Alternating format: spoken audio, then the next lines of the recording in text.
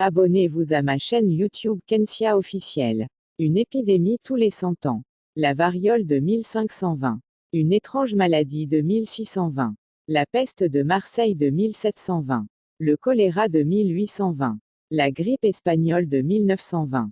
Le coronavirus de 2020. L'année 1520. La variole. Cette maladie a été déterminante pour la victoire espagnole contre Tenochtitlan. Elle a coûté la vie à entre 2 et 3,5 millions d'indigènes selon les historiens. De nombreux Aztèques ont succombé à la variole apportée par les Européens, comme le Tlatoani Cuitlahuac, vainqueur de Hernán Cortés. De l'année 1620. Une étrange maladie. Le 16 mars 1620, des colons de Plymouth arrivent à bord du Mayflower aux États-Unis. On dit que la grande majorité des passagers sont morts et qu'une telle maladie s'est propagée même parmi les habitants de la côte et de l'Amérique du Nord. 3. L'année 1720.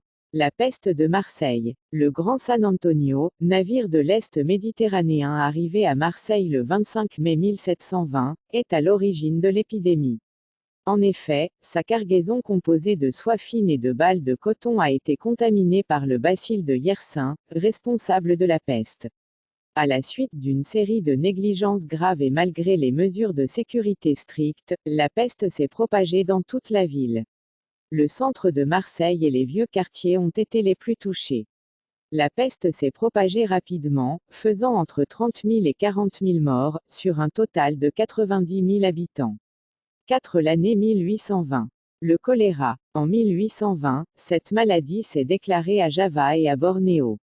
Elle est arrivée en Chine en 1821, puis s'est étendue à l'ouest de Ceylan et est arrivée plus tard en Perse, en Arabie, en Syrie et en Cochinchine la même année.